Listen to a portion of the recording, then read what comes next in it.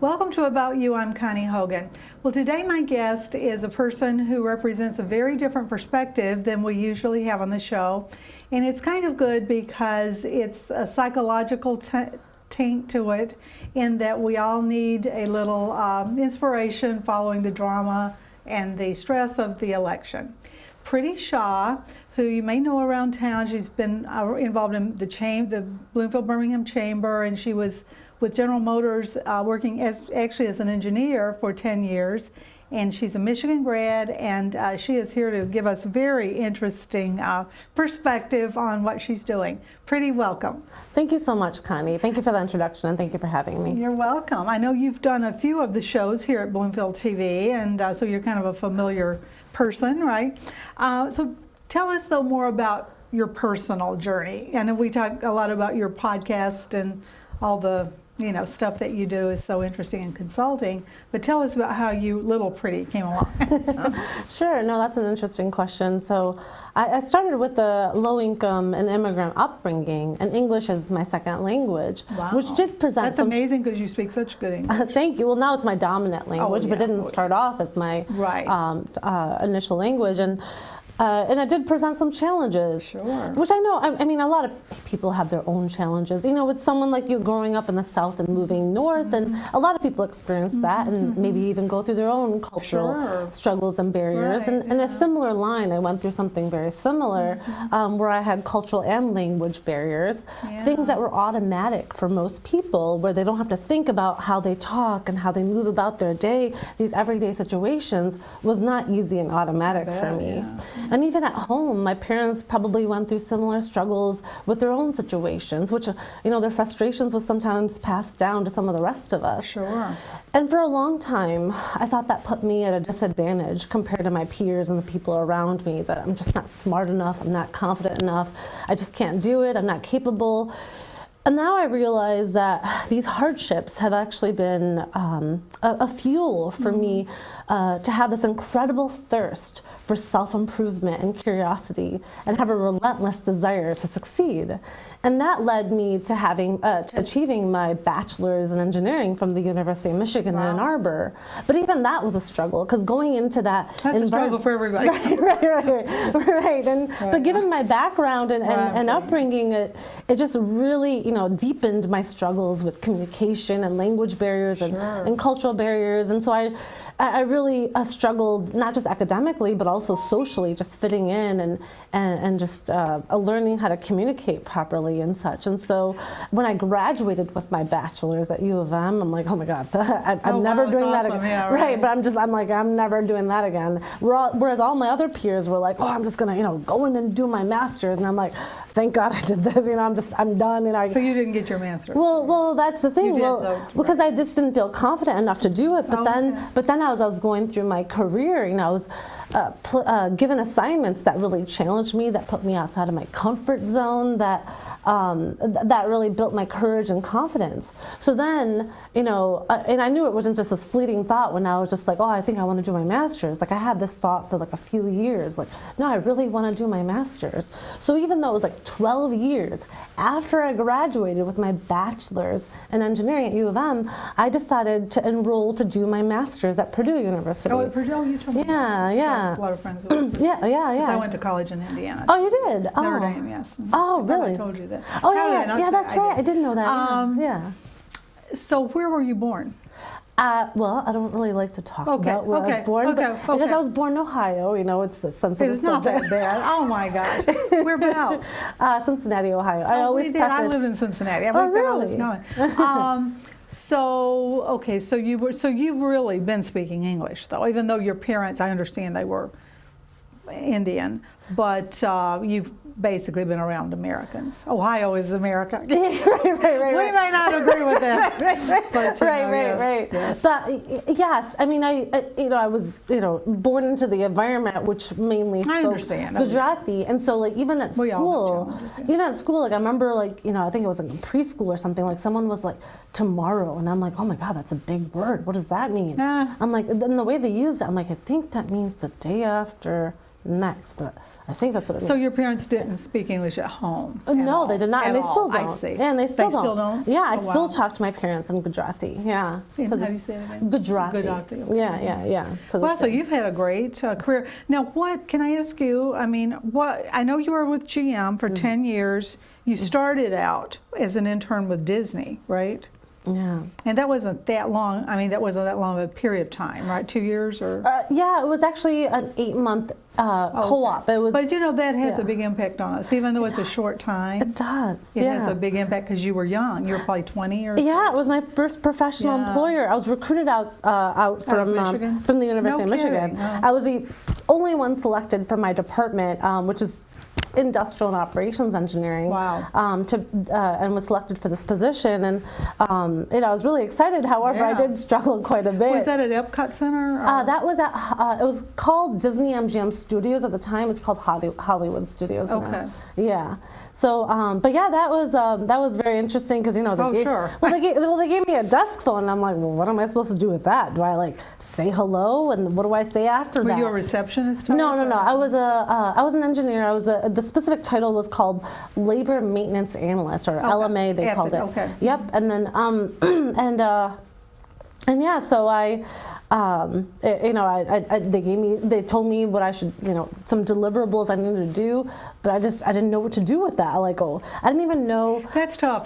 You're bringing back memories of mine with General Motors. Right. And Which is one of your if you early. think, oh yeah. my God, but I was an intern with GM. Yeah. Oh yeah. And I was very young, and that I don't want to get into all because GM was wonderful, especially at that time. Right. That was the best of times. Right. Because it was and I usually don't say this, but I'll say it since I'm talking to you, but it was a very prestigious internship at the time. I'm not even sure if they do that anymore. I was thinking about that, where there were some people from Purdue, there were Notre Dame, Harvard, Yale, all that. Oh, wow. And so we would go in, and I think it was like once a week, we would go, at the time they called it the 14th floor, at the old GM building where So you all were in our the top Renaissance Center. exec. Well, we moved to the Renaissance Center later. But we hadn't bought the Renaissance Center. Ford was still at the Renaissance Center. Wow. Okay. I'm old. Okay, so it was back.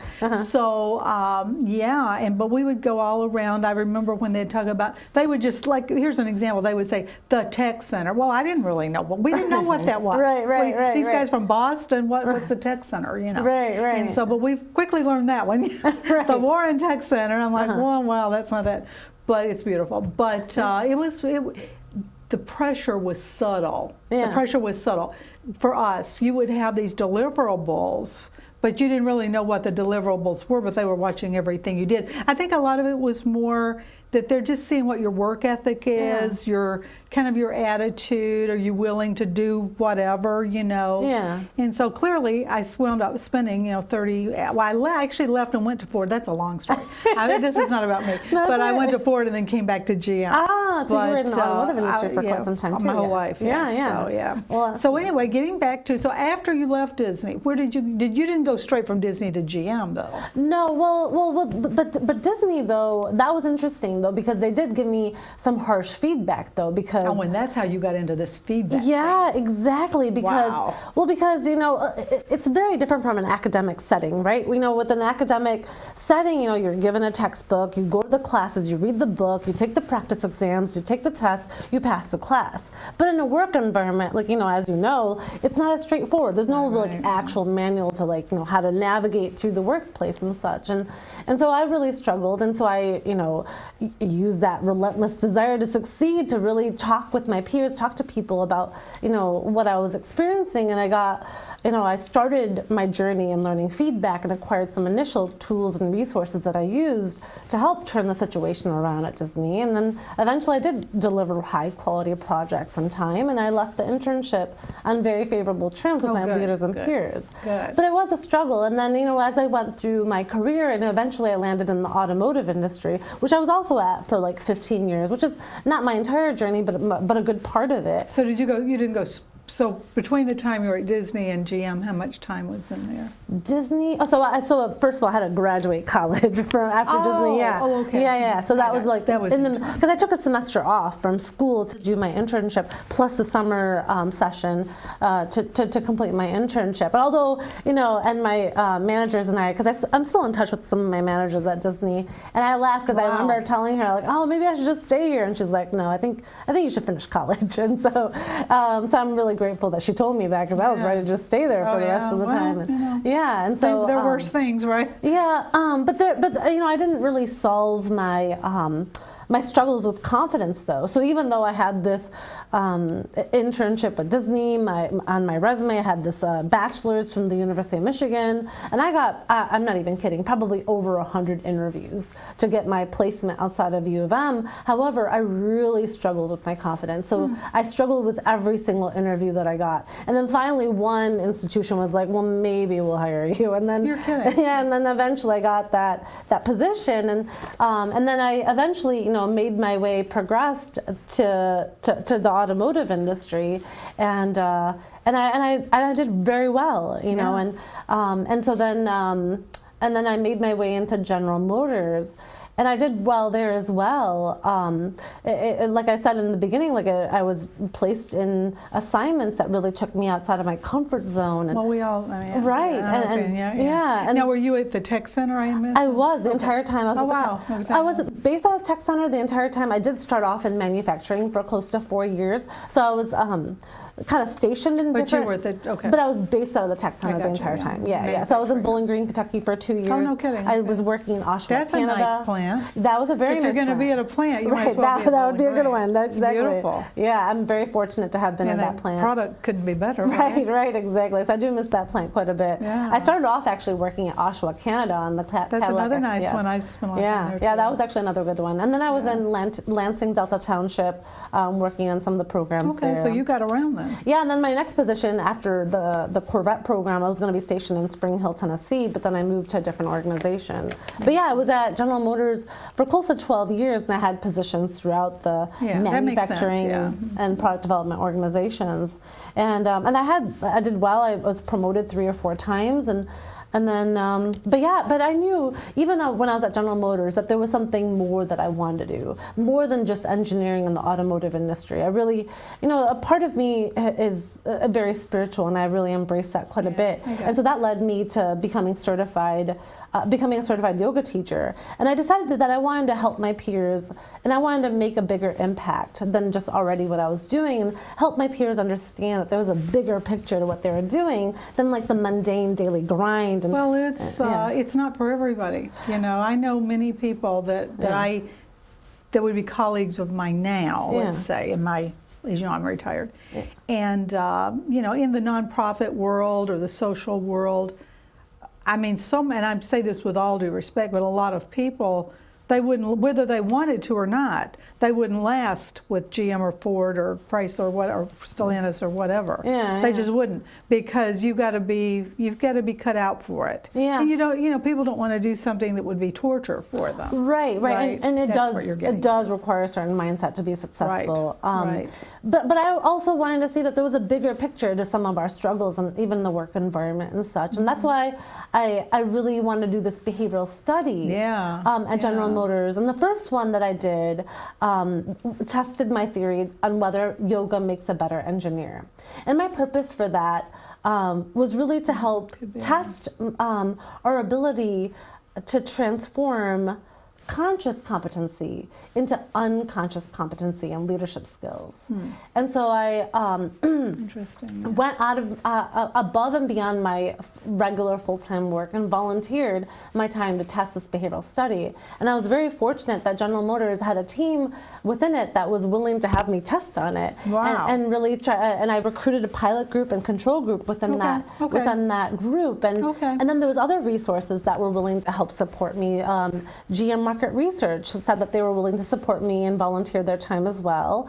And then I used an engineering methodology called Design for Six Sigma to test this study. And typically it's used to solve technical problems, but I used it to really investigate this behavioral study. And I actually had a Design for Six Sigma coach as well that was supporting me. I'm already a black belt in Design for Six Sigma, wow. and this was a master black belt. That's amazing. Yeah, and so then, but unfortunately, it was hard to prove that with yoga theory and practice that it made a difference in business agility and collaboration. So then, 2 years later, I became a design thinking coach at General Motors, and I decided to re-attack the problem I was trying to solve. And so I decided to test on my theory that feedback makes a better employee or person.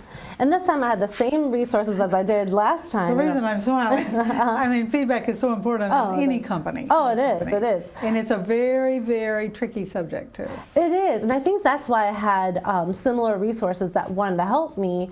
You know, GM Market Research was like, yep, well, we'd like to volunteer again, and I had the same Design for Six Sigma coach. But this time, and I think because of what you're saying, like my executive director also saw value in what I was doing. Oh, yeah. So then I had backing from him. So then I had a board of voluntary board of directors that were willing to guide me on this study, and then so they helped me recruit the pilot group, the control group, and identify these groups.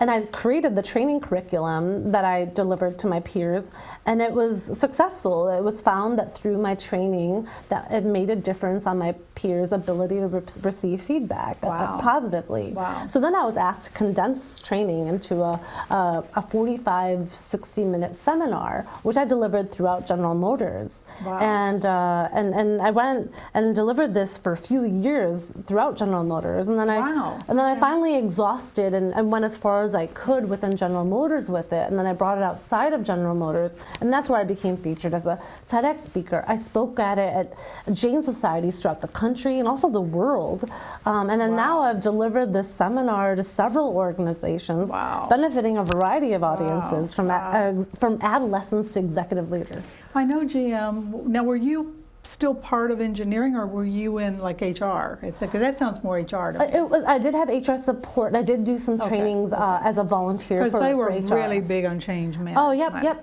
But I was always an engineer. I was hired, and the scope of my stayed within the my engineering. scope of employment was strictly engineering work. Yep, exactly. So this was above and beyond my normal scope of work. Okay. So here in the last few years, describes what you've been up to. Yeah. Well, so last year I transitioned out of GM, and that was a really, really tough decision, because GM was a large part of my identity. It's who I was. My tell career me about it. Yeah. Right. With you being in the automotive industry for a long time, exactly. Yeah, I mean, it was how I identified myself. My career is a big part of who I am, and so it was a very tough decision to take that leap of faith. Sure. But I knew I outgrew the organization and how it operated, and I always wanted to do something more than just engineering in the automotive industry. So I went through with my heart and took that leap of faith, but it was a struggle. I mean, even my social and professional networking was from GM. Like, it was who I was. It was what I was. Yeah, because there's only so many hours in the day, and exactly. That's how especially I think when you're a young person, I know from coming along, it's wonderful. Mm-hmm. Oh, yeah. Especially when you come along together, and it's back in those days. I mean, it was just there weren't as many pressures on you, but there was always politics. There was always the work itself. Let's face it. And I mean, I was in the finance staff, so you talk about right. You want to talk about the daily grind? right. Oh, you're telling. Numbers, with any financial, not just GM's better. Right.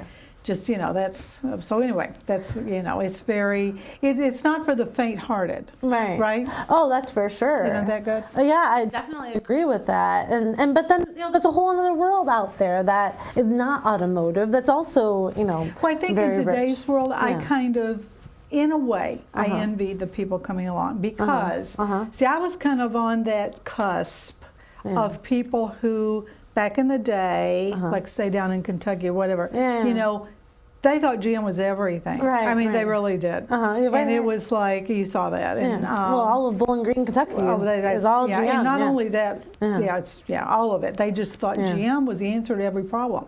So, and Ford, and the auto industry, I should say, the auto industry.